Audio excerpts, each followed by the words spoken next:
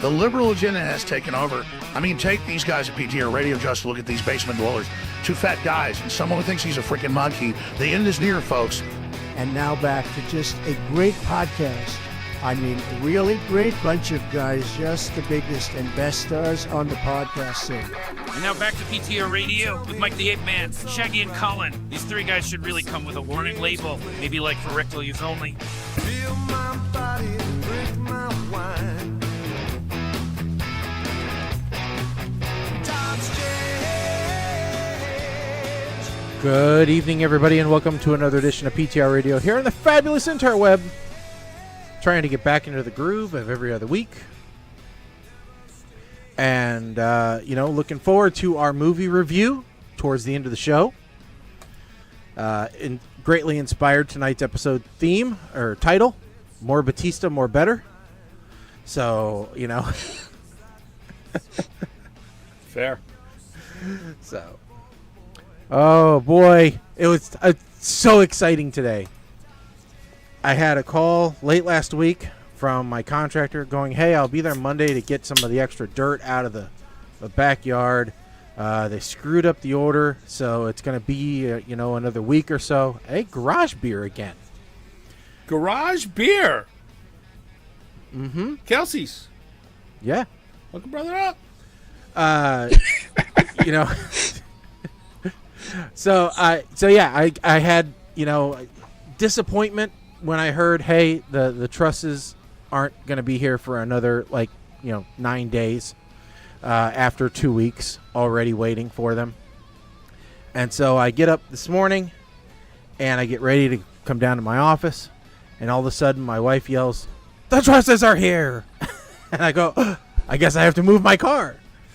So my contractor rolls in with his trailer filled with materials because evidently he bitched and moaned, and so they put him on an express order.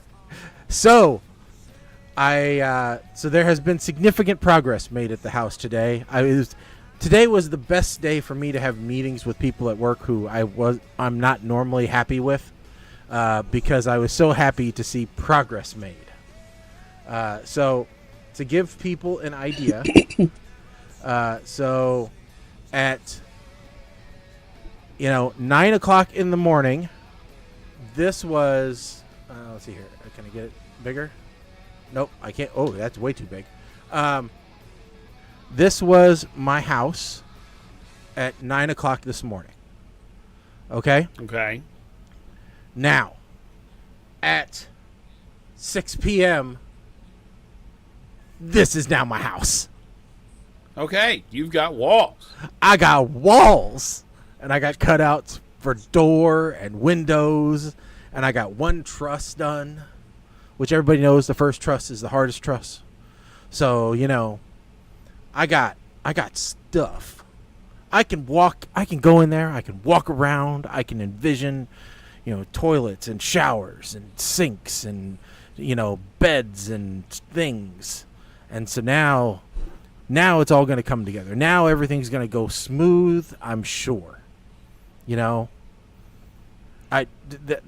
Ironically, that is not going to happen whatsoever, because I know right now the next, after the trusses get up, then it's electrician and plumber, and, well, we know how those people are.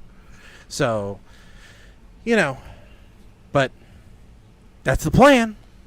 That's the plan. I am going to put it out in the universe that you are not going to have a problem with the electrician or the plumber showing up. You're going to have a problem getting the damn inspector coming out. The inspector has not been a problem so far. But what, and hopefully when all is said and done, it looks something like this. Something similar to this. I don't know if it will or not, but that's my goal, is that's what it looks like. So, okay, we'll see. It probably will be too small. I really wish I had made it bigger already. But I can't afford bigger. I can barely afford what I got. So the other question that came up, because Kim was actually asking me yesterday if there was any updates, and the other question that I had that I wasn't sure about is you had talked about trying to factor in the whole house battery backup yeah, into no, this. No, no, because before you do the battery, just to do the solar, to make it so that basically you're net zero-ish, you're like $30,000. Oh, I see. I thought you were just trying to do battery, not necessarily the solar, so it would charge via grid. Well, I mean, and then be ready when you. It would be great if you could do that, but then your batteries are only going to last for so long. So you got to have a way to charge them back up. So even like a power wall is only going to last you like a couple of days at most, and and that's if you're really conservative. And that's not happening. So luckily we've only had one significant power outage here. Okay. And so fair. I'm thinking I can weather the storm. So I would say we are the least likely place to really need them. Yeah, because worst case they just cut all the links to everybody else's power station and Springfield stands on it. I mean, my dad does have a natural gas backup for his. He got a Generac generator for his house. He is going to be really shocked if that actually has to kick in for a couple days as to what the price on running that thing is going to be. Because there's another guy in the neighborhood here who has one, and I can't believe I have no idea what his gas bill was for running that thing for like the 2 days that we didn't have electricity one time. Because natural gas is what's super expensive here, not electricity. So yeah, and it's flip side here. Yeah. So, for interesting. Now, anyway. Yes. All the rates across the board went up 20% yesterday. But New Jersey was one of those states that decided that any new construction cannot have a natural gas hookup. So you got to go electric, and everybody's like, well, does anybody recall what was running the generators during Hurricane Sandy? Oh, that's right. Natural gas for the whole house generators that were installed. Yeah. Yeah. So. Until we get, if you remember back probably 5 years ago, ThinkGeek had during their April Fool's Day sale a compact nuclear fusion generator on their sale ad. Need it. Yep. I want it. We need those. That's what we need. Well, Mr. Fusion. Mr. Fusion would be great. We've talked about how, the smaller reactors that use the spent rods from the larger reactors, you make them into modular units that can be deployed, to power a town's grid. We need those. But no, people are so afraid. Oh, my kids might glow in the dark. Oh, my God. Listen, people adapt, okay? Yeah. Yeah. So we need less streetlights. It'll be fine.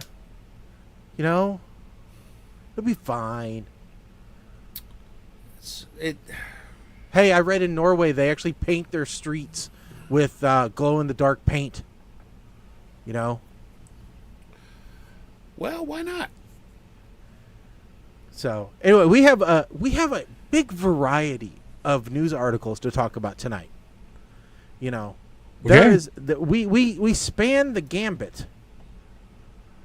but we should start off with news that I know Colin will have some interest in. Doctor Who. There was a surprise. Mike, you brought this up. There was a surprise kind of, twist, thing at the end of the most recent Doctor Who. Okay, so full disclosure, I fell out of love with Doctor Who when Jodie.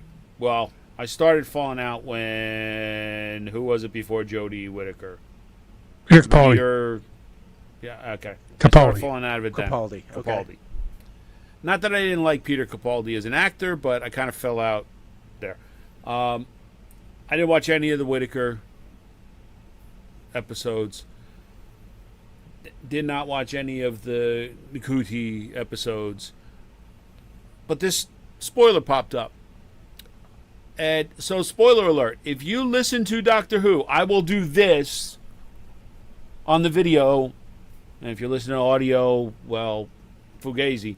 I'll shake my hands when we're done talking about it so you can fast forward. But, spoiler alert. Nikuti, and I'm probably saying his name wrong. I apologize if I am. Yes. Regenerated at the end, and Billy Piper's face popped up. So the articles are all implying that Billy Piper is going to be the new Doctor. However, what There's I a big am however. now seeing are people are noticing that the old Doctor is behind Billy in the pictures. If you zoom in and you look, you see his head. So maybe Billy Piper is just coming back because he says, I can't do this, or I don't want to do this alone. So now is Billy Piper going to be the new companion, and she comes back to finish telling the story of Rose. That's what I actually think is happening. But I don't know. And I I'm not doubt sure it if has I care. anything to do. Yeah, they can't really bring Rose back because Rose is married to the duplicate Doctor. So bringing back the original character in any way is kind of weird. That's Well, really weird there, Mark. What I read was if Doctor Who comes back, because there's no guarantee that the show is going to continue given its progressively lower and lower and lower and lower viewership, because it did not, according to at least what I read, because I'm like Mike, I barely watched any of the Jodie Whittaker stuff. I didn't watch any of this latest Doctor stuff. You know, there was not a revival. There was not a big, uptick. Apart from the couple of David Tennant, specials that they put out there on Disney Plus, there was not a resurgence in viewership that they were hoping for, and so there is a big thought, especially with the fact that BBC is, either they already have lost the licensing fee or they're going to lose it very shortly here. And they're going to be stuck doing essentially, the franchise model, which every other show does. They're not going to have the built-in revenue source to make the show anymore. So there's a thought that maybe it's just run its course. Maybe it's time for it to go away for a while again, and come back in another 15 years, 20 years. So we know there's one more season coming. We don't know if that season is coming next year or if there's going to be a pause. But we know there is one more season because Disney already paid. Well, wouldn't be the first thing somebody's paid for and then pulled the rug out from under. It has happened. Yeah, but Disney doesn't own it, so the BBC's already been paid for it. But, Mike, here's what I thought you were going to say. Here's the big clue people notice. Every time there's a new Doctor, in the credit at the end, the credits will say, and introducing blah, blah, blah as the Doctor. In the credits for this one, it says, in the credits, and introducing Billy Piper. That's it. It does not say as the Doctor. So, that's why we really don't know what is going on. Mm-hmm. Yeah. Fair, and that is true. I do remember reading that as well. So that now, I was arguably Billy Piper and David Tennant were my favorite pairing. David Tennant was definitely my favorite Doctor. Yes. But my favorite companion was actually Clara. She wasn't bad. So was it? That was. I'd have to say my favorite. My favorites might be the actual the Amy and Matt section. Those are the ones I rewatched. See, I think I think different Doctors have different qualities, right? So I really loved Peter Capaldi's monologues. I loved his speeches. I think he did a really great job there. I liked David Tennant's manic episodes, right? I loved when he did, really weird, kind of flights of fancy, boyish charm kind of things, because it wasn't expected of a man of his kind of age. Smith was best when he was.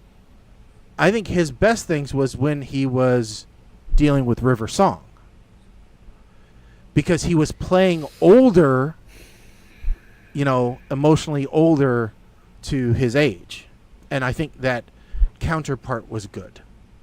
I loved everything that had River Song in it, pretty much. So but that's just me. I mean, I had a hard time.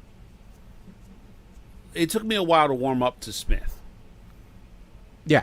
Capaldi, I don't know. There was something about him. Like I said, I've liked him in pretty much everything else I've ever seen him in. It's nothing against him as an actor. I just could not get into him as Doctor Who.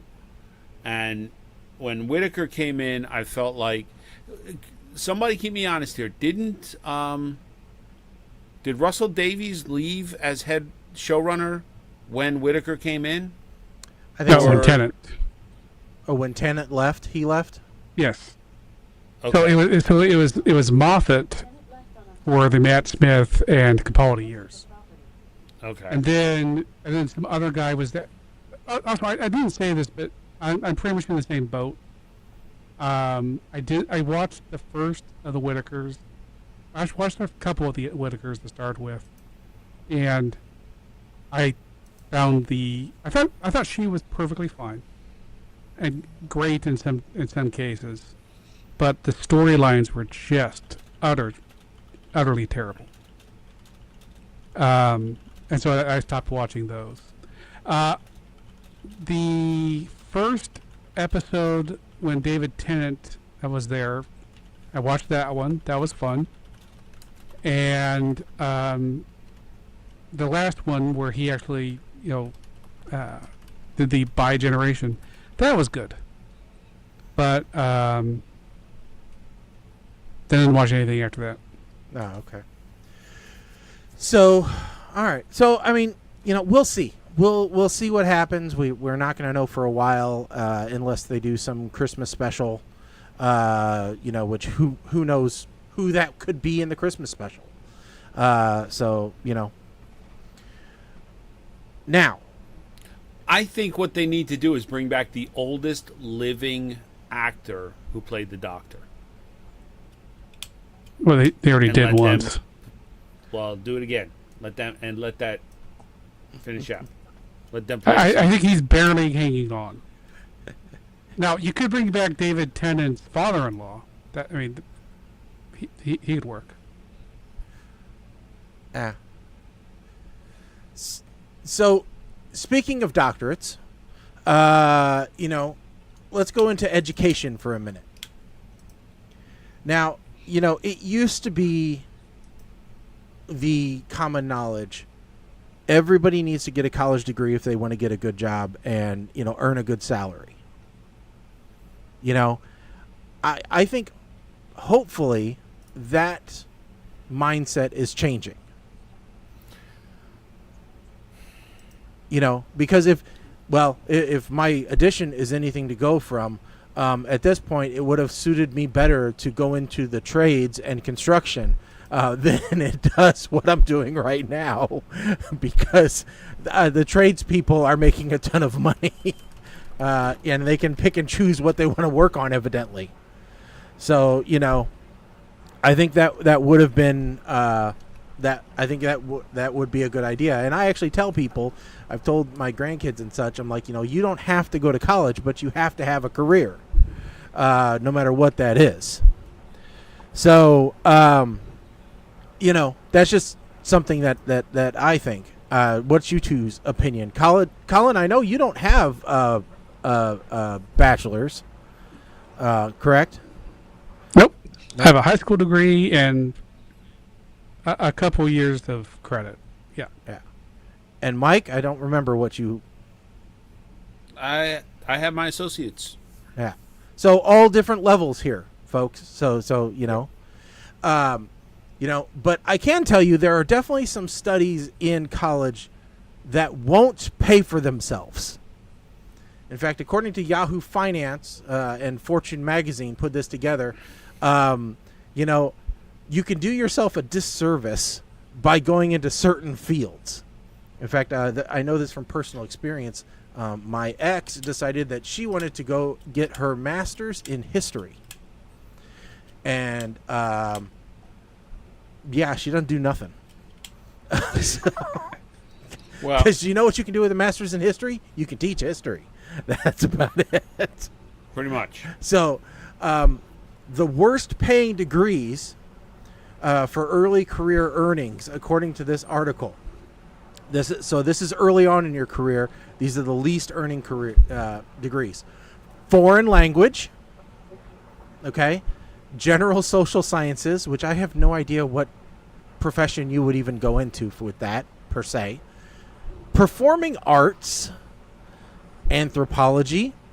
Early childhood education. We all know teachers don't earn anything, especially early education teachers don't earn anything. Family and consumer sciences. Again, I don't know what type of a job that involves.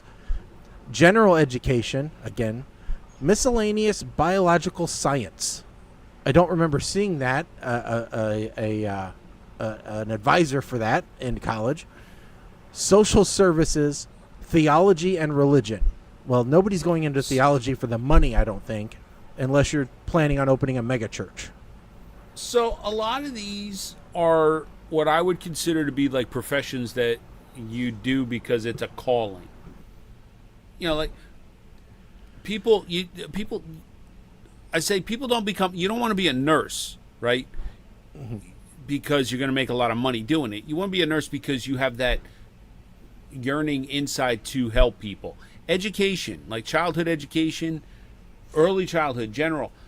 You want to be a teacher because you want to shape kids' minds. You want to teach, not because you want to make a lot of money. Yeah, but if you've seen any of our previous stories, maybe you just want to have your head bashed in by somebody who you took their switch away from. That is possible as well. Now, teaching is not what it used to be. Anthropology, maybe you work for a museum, but the chances of you getting a degree in anthropology and working in a museum where you make decent money using that degree are about the chances of the high school kid making the NHL. The person going into anthropology thinks they're going to become Indiana Jones. Also fair. This belongs in a museum.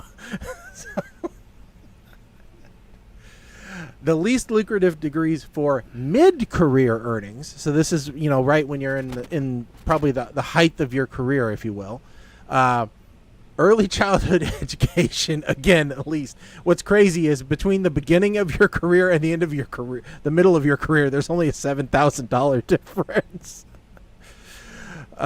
Elementary education, again, there is not that much of a difference in salary. Well, okay, now hold on a second, because this time they say elementary education, but before it's early childhood education. What's the difference? It's pre-K through like first grade versus like first through sixth. Okay. Or first through fifth. right? Because junior high is 6 through 8 now. When I was in school, 6th grade was still considered elementary school, so they went and changed that on me. Social services, 54 grand. General education, again, what's the difference between general education and because that's not because then they have secondary education. Well, is that college? Or I don't assume that's college unless it's like junior college, because it maxes out it says it's 58 grand. I can't imagine college professors only get 58 grand. That seems pretty small. Special education, now that's a calling right there. Well, hold on. College professors mid-career, so that's before they get tenure.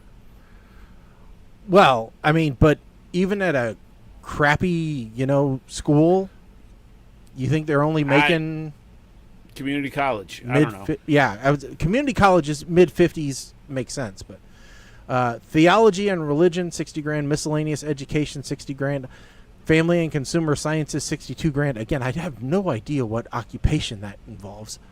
That would be like family count. No, that's psychology. Family and consumer sciences, I got to think, is something like advertising related. Like those are the people that figure out you want to put the more expensive cereals at eye level of the toddlers because that's what they will want. Isn't that marketing? Kind of science. No, marketing would be advertising and stuff.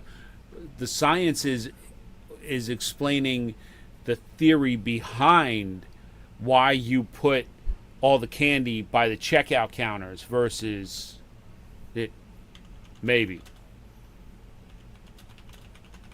Now, why family sciences is lumped into that is probably because those are the kind of purchases that will destroy and ruin families.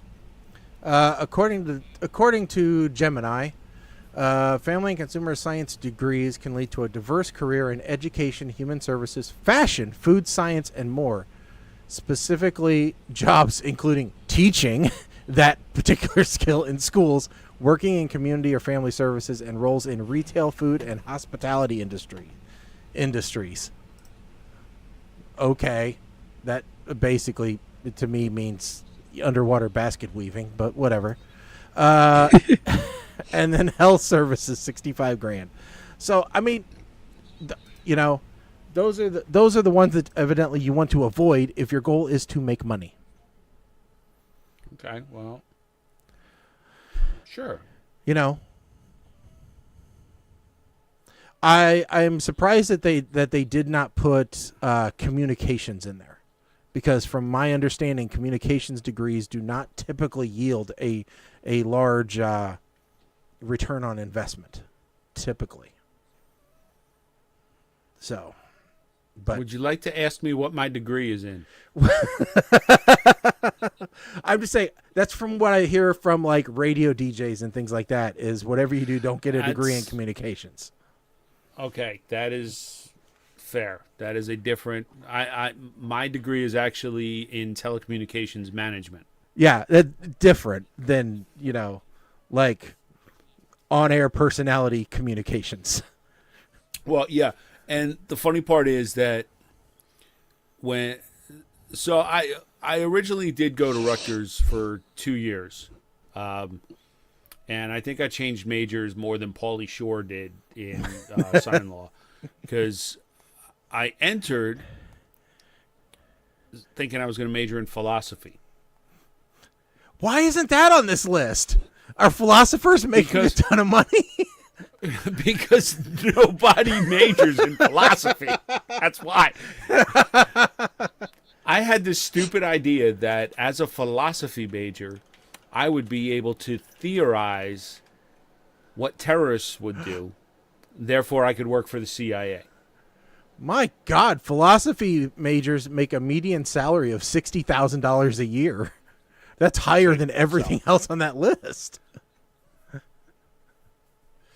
So, yes, that was what I entered as my major.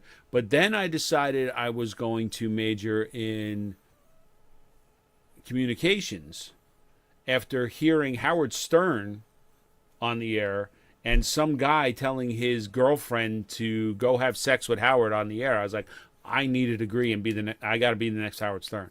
Yeah. That See, I always obviously that did not work out. I have always been interested Because in here we are, and I'm online begging for sponsorship by Garage Beer yeah. because it's very refreshing and it's not filling. Yeah, it's a great summer beer. You know?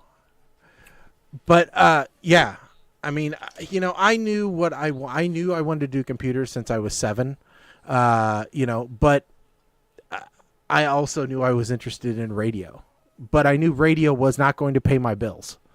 So, you know, although that's a bit counterintuitive because at the time when we grew up, if you were a shock jock or something like that, you were big time because it was the heyday of Howard Stern and Bubba the Love Sponge and all the, you know, and Opie and Anthony. You know, it was like, you know, there was like what would you say? Like maybe a 10-year stretch?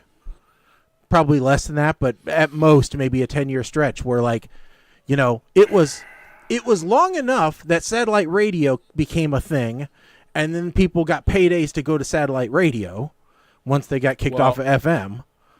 So satellite radio came in at the very end of the heyday on satellite radio. Actually brought in a revival because there was no censorship. Yeah, true. So everyone was like, "Oh my God, what's going to happen now? Howard doesn't have the FCC telling him you can't play butt bongos on the air anymore." Oh my!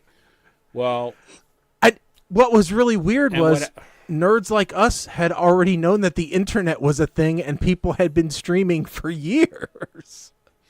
Well, yeah, and the sad part is that some nerds like us knew that this wasn't likely to be a career. Mm-hmm. And yet there were some nerds like us that we all associated with at some point that swore this was going to be their meal ticket. Yeah. Yeah. The irony here is we're still broadcasting. Yeah. But Mike, there's still no meal ticket. So Agree.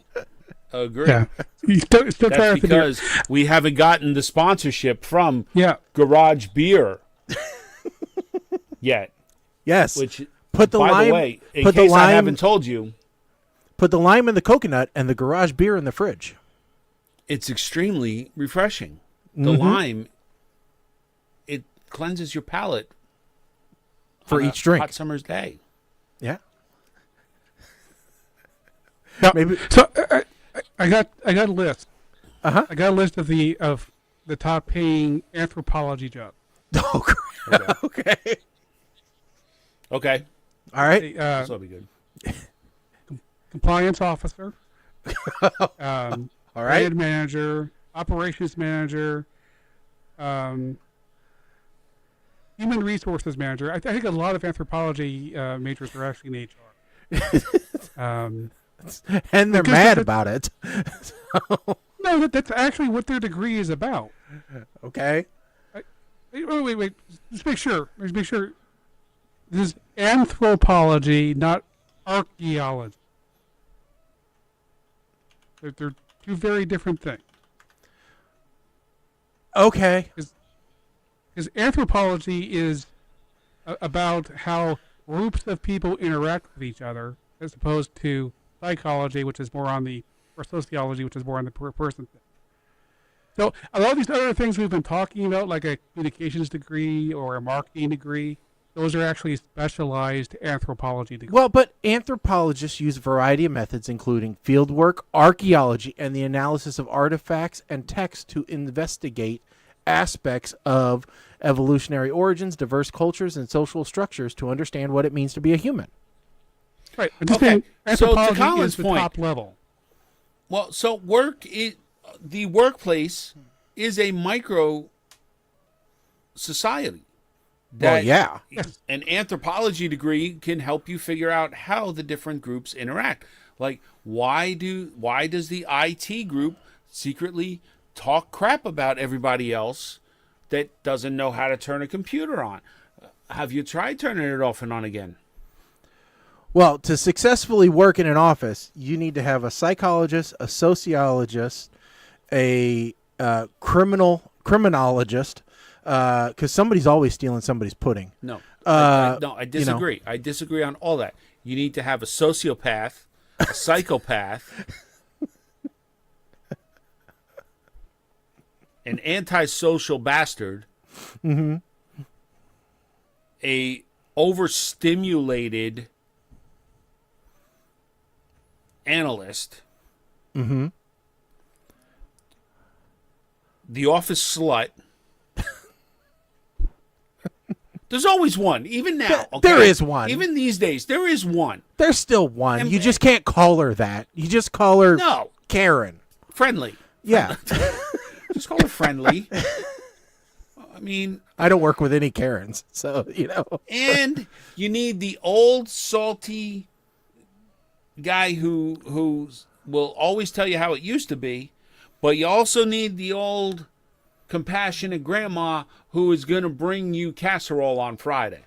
Ooh, and always has butterscotches in a dish. Yes. Pocketbook candy. Yes. Butterscotches, root beer barrels. Those strawberry things that have the weird liquid in the middle for some reason, even though they're 10 years old. You know? Okay. Mama Blair wrote in saying that McKenna's degree is in anthropology/sociology. Ah. Well, It is both. Like I said, it's very linked in. Mike, Agree with anything. Mike, this goes right along with our normal.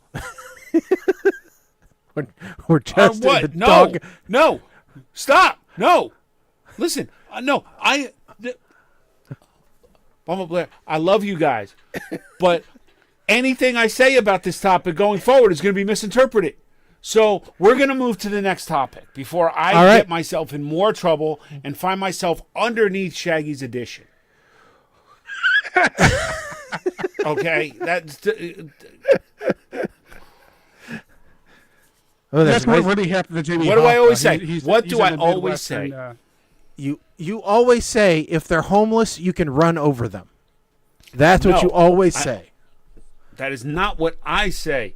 What I say is if you are female and your last name is Blair, there is a 66% chance that you're not going to like me. And I'm not going to do anything to make that percentage go up. So, if you're homeless, stay away from Karens and BMWs.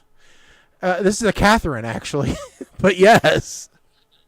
I'm sorry, Karens are in Mercedes Yes. or Volvos because they're safe cars. So, BMW. This is where I find out that one of the 66% drives a Volvo. Oh, you're safe. Stay away from Hondas and Fords. Yeah. All right. Okay. So BMW driver who allegedly fled cops in a hit-and-run crash offers a shocking justification for striking and killing a woman. Catherine Kipnis of Miami-Dade County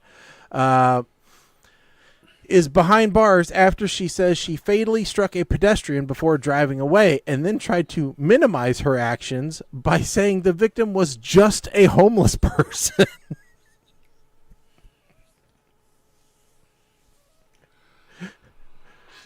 You know, She is being held on $251,500 bond.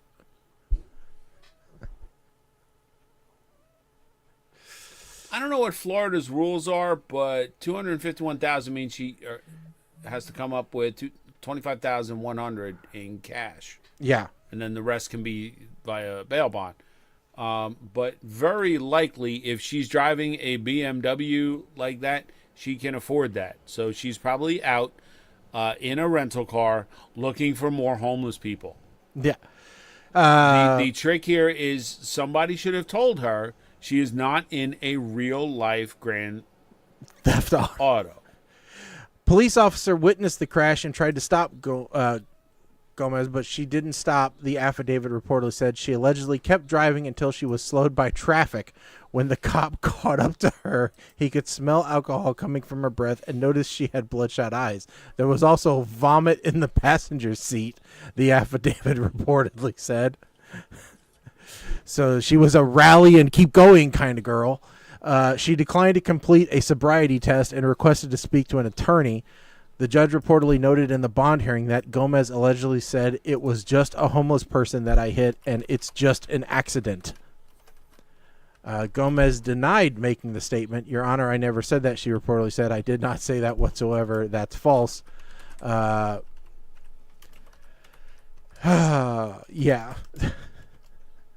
Hey, so you just talked about bail bondsmen, and this actually came up. It was something I did not know how it actually worked. Mm-hmm. 'Cause I always thought it was like, okay, it's $250,000. You had to come up with $25,000, which I didn't really quite sure what was the big number, was the little number. But let's just say there was someone who wanted to get out, and their brother was going to help them. And we'll just go a few numbers because I don't remember what the actual numbers were. So they thought that, okay, I come up with $25,000. I give that to a bail bondsman. And then they cover the $250, and then I get the $25 later minus interest, whatever the fees are. And came to find out, no, that is not how it works. The way it works is you pay $25,000, they cover the rest with the state, and then if everything works out, they get back the $225 remaining from the state. You never get any of the money back. Right. The $25 is gone.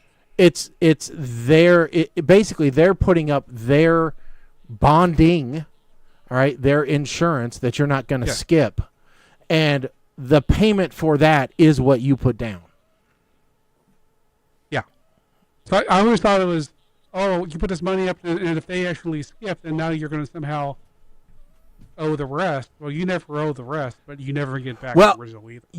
You might, depending upon what the agreement with the bondsman was, because you have to put down collateral with the bondsman in a lot of cases to cover the bond, because they're just not going to eat it, and then their bond insurance goes up.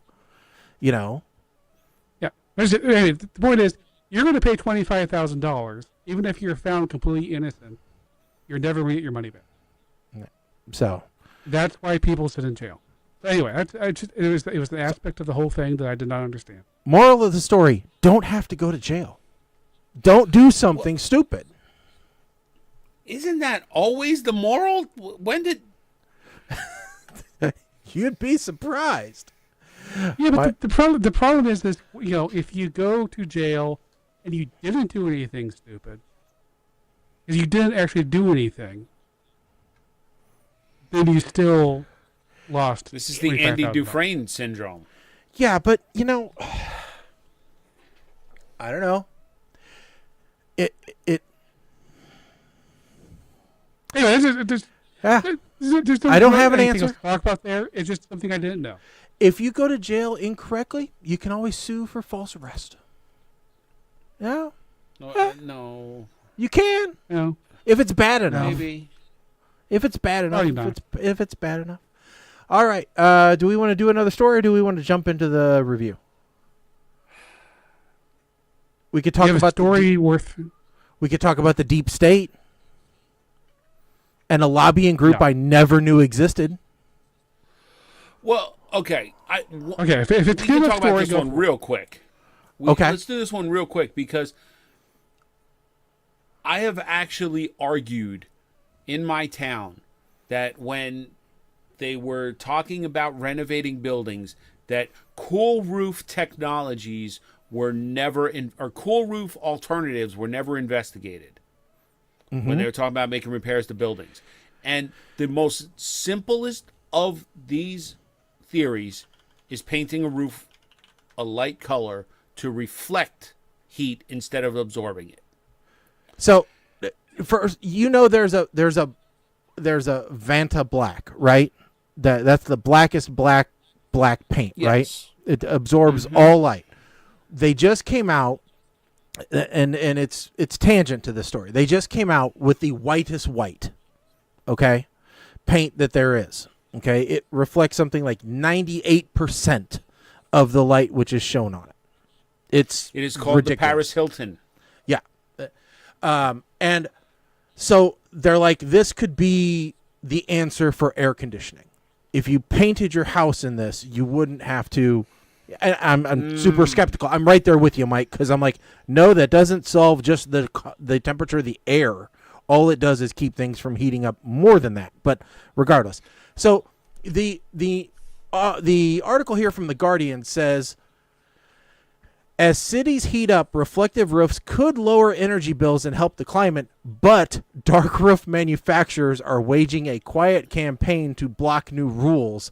Evidently, there is a dark roof lobby who is fighting this effort in Congress and local municipalities to argue for the dark roof. You know, it's bad enough we had the dark web. Now we got the dark roof. Yeah. So here the whole reason I'm like shaking my head about this, about painting your house this color. My neighbor across the street has a light colored house. It's not even Paris Hilton white. Mm-hmm. It's just a brighter color. And when the sun is in the right spot, the reflection coming through my window is ridiculous. On snow days, when it's just snowflake white, it hurts my eyes to be outside. If you're going to start painting houses with this white that reflects all or 99.9% of the light, what you're going to have to do is I'm going to have to wear welding goggles in public. That's the new fashion trend. Right? So that's part of the problem. That's why the roof makes sense. Reflect up, nobody looking at the roof. Mm-hmm. That makes perfect sense. And the fact that there's lobbyists fighting this, and how deep is that? Are they related somehow to the same people that are coming up with a new refrigerant every 2 years, so it seems? You know, I just got my HVAC replaced a couple of weeks ago, and the guy already told me that next year they have a new coolant coming out already that is going to replace the one that's in my unit. I'm like, what? Whose dumbass idea was this? Mm-hmm.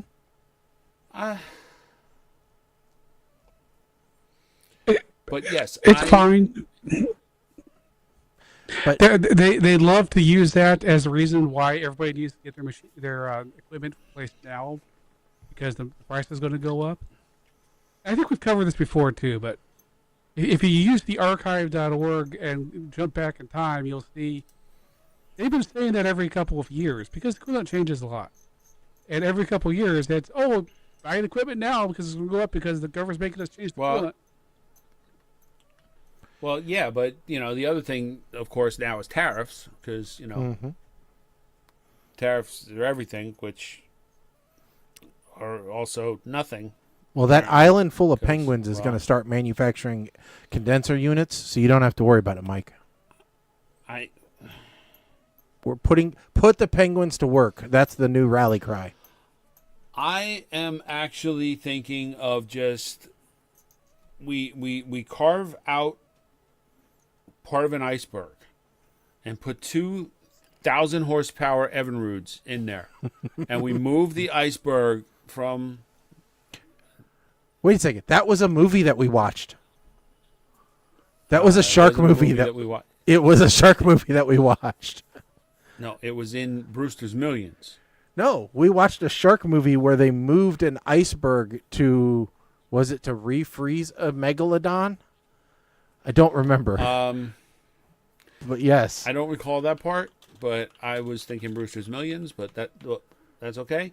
But while we're talking about movies, that's a good segue to let's talk about a movie. A movie that we actually but actually resembles a movie. Mm-hmm. You know, one could say it's a real movie, very much like this is a real beer made by Garage Beer. Kelsey Brothers, hit me up.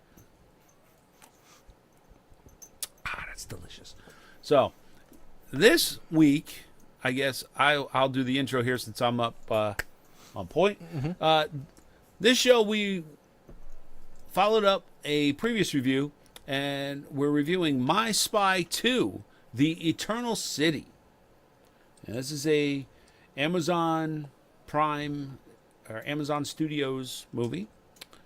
The original, I believe, we went back and we all gave it the SCG. So, in this sequel, we have Dave Bautista, who is arguably the most talented wrestler turned actor in all of Hollywood. He's back as JJ, teaming up with Chloe Coleman's Sophie once again. Dave appears to be running the show from the back office now, which doesn't really suit him, but he's doing it to be the best guardian to Chloe or Sophie that he can be. He's trying to be a parent figure. Chloe's fighting him like a high school student always does, especially one that is getting ready for the prom. You know, Chloe's trying to live her teens as a teen, pushing her desire to be an agent to the side. And this disturbs JJ. He's trying to live with it, but it sure ain't easy. In fact, being on the trip as chaperone actually winds up making things worse for their relationship. And Chloe sneaking out prison break style for gelato sure seems a little extreme, but I guess it's a little on point here. Now, of course, the chief's son gets kidnapped because why wouldn't he, right? Now, the plot thickens as JJ is tasked to get Colin back. He brings Chloe with him to keep her safe because when push comes to shove, JJ jumps back into the game to protect the ones he loves. To add to the misery here, turns out that the bad guy is the one who killed JJ's whole unit and killed his fish, too. Killing JJ's beta fish is literally the final straw that releases the Kraken. In turn, while saving the world, JJ becomes that father figure he so desperately wanted to be. And Puke to Schmeicke's, I'm giving this one the SCG as well. It was very much a well-played sequel to the original. I'd even venture to say I would like to see one more movie in this series to wrap things up. Now, some bullet points here. When Christian Shaw's character is the badass in a partnership, the mighty have not only fallen, but have turned into literal vagina. Callahan Bus Company. I like the fact that Tommy Boy has expanded the Callahan empire into the transportation market. It's quite awesome. I did not recognize Anna Faris as Nancy with the brunette hairdo. And I have to say, I'm digging her with the darker hair. Attack Finches. Okay, then. Anna goes back to blonde. When she reveals herself as a bad guy, I don't like it. The most unbelievable part of this movie happens very late on. There is no way that a 14-year-old girl is that bad of a driver. And finally, Bautista throwing a power bomb into the mix during the fight scene. I do love when wrestlers throw wrestling moves into scenes in movies. Except when The Rock does it, because then it's just stupid. Shaggy, we'll turn it over to you. Yeah, so, like Mike, did you give a rating on this? I gave it the SCG. Okay. So, out of the gate, I'm going to give it a smile. I'm not going to go as far as Mike. I'm going to give it a smile. I thought it was a very good successor to the original. I am slightly amazed at how well she can drive a moped, a Vespa type scooter, but not a car. But yet JJ taught her everything else about fighting and throwing knives. How did he not teach her defensive driving? We've all seen the pacifier. That's one of the core skills that they have to teach. So, you know, I also, like Mike, did not recognize Anna Faris with that wig on whatsoever. Not when she talked, not when she, was on camera with that, not until her hair was back to what I will call beach bottle blonde. That bleach bottle blonde did I even recognize, and she talked in her normal voice. And it was a bit discerning because I have been watching Mom, the TV series Mom, and so I am used to Christy being a certain way. And my wife watched me and she said, I don't like her in this. I like her as Christy, where she's sweet and innocent and cute. So she definitely a different character for her here. I never did like the character Ryan, the jock in this film. I originally thought he was going to end up being a bad guy. Turns out he's just an idiot. So, at least they surprised me there. But overall, I like how many of the original cast they brought back. I like, some of the twists and turns.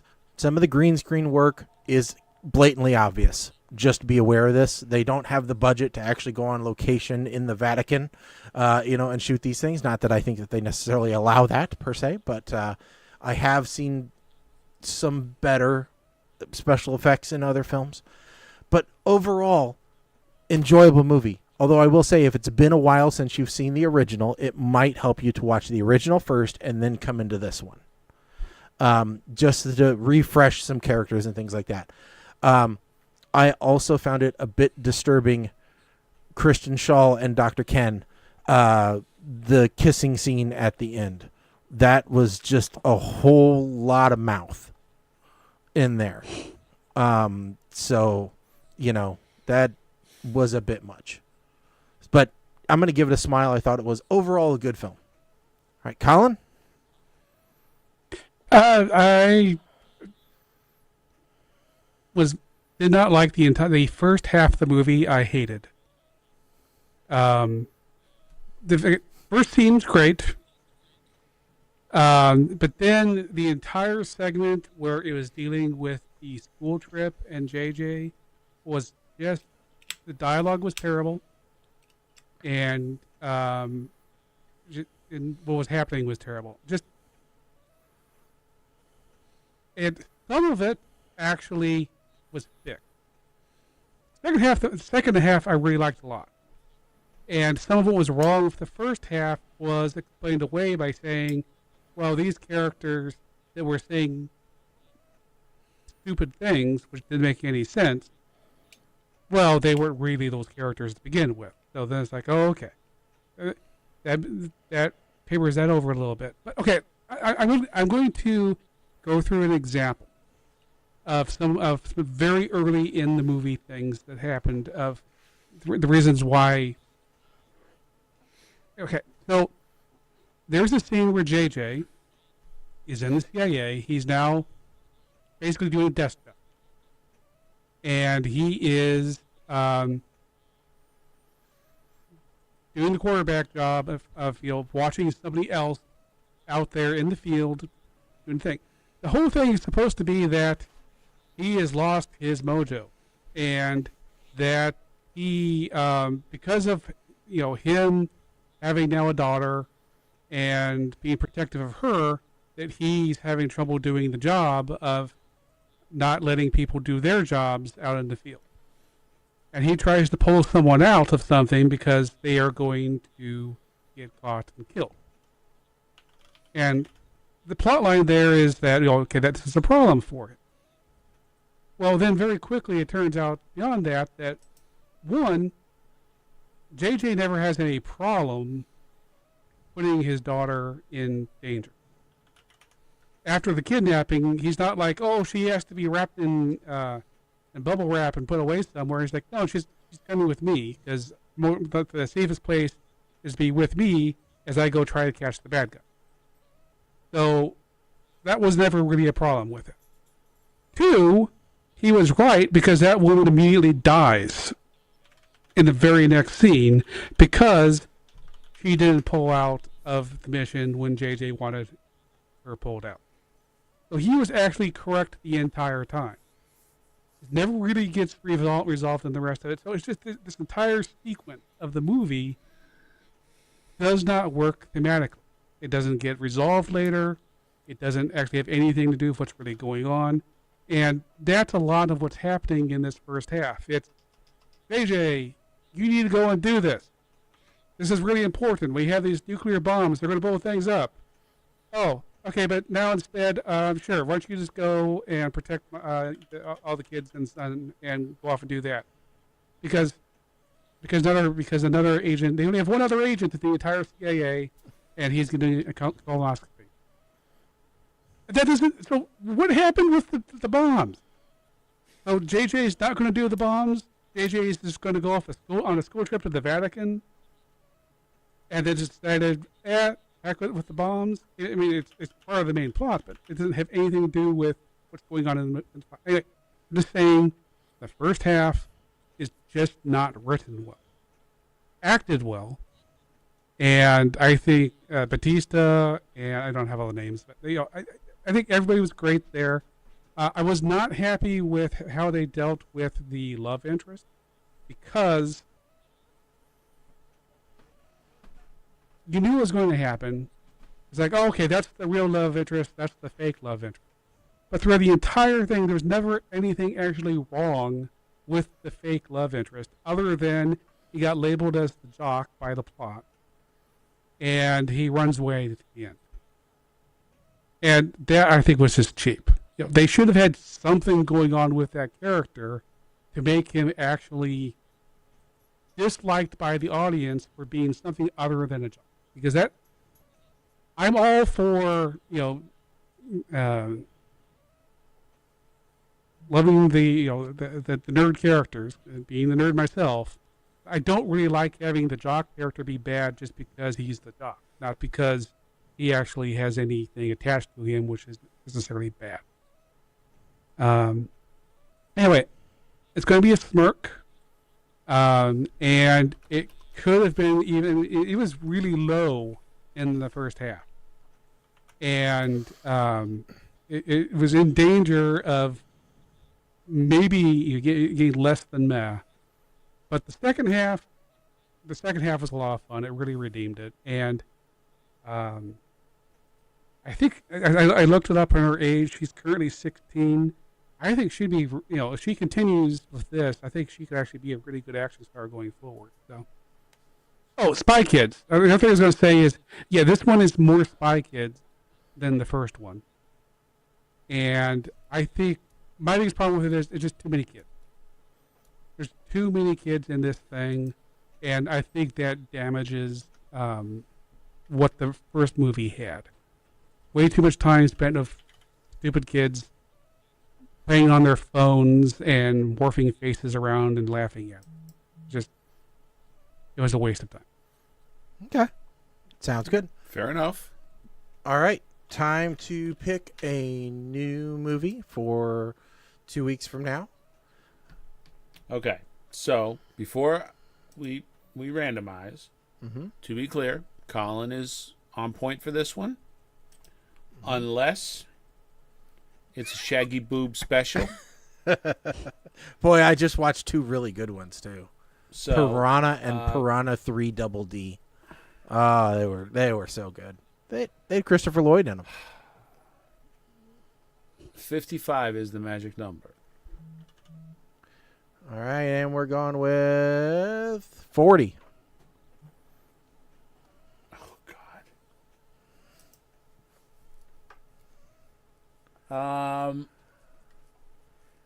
Okay, I'm not sure how to deal with this one, because when I go into Prime, it says you have to have a 7-day trial of Shudder in order to watch it. We'll do another one. 3. Hold on, let me get rid of this one. Okay. 3, huh? Okay. Well, this one should be available, maybe. Nope.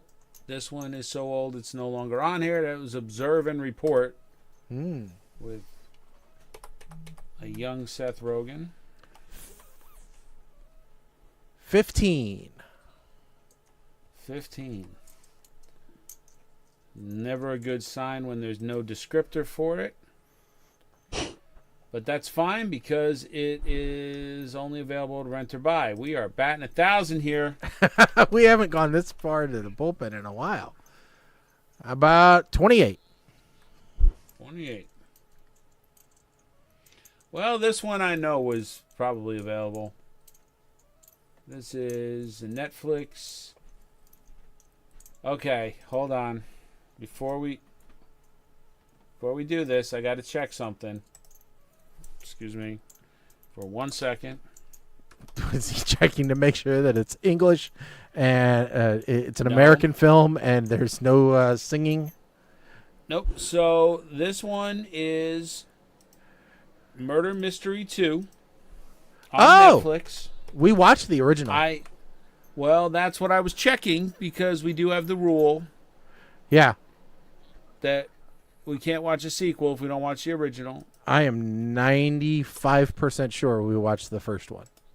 We did. I just went to check it. All right. Why is there so many? What's going on with the sheet here?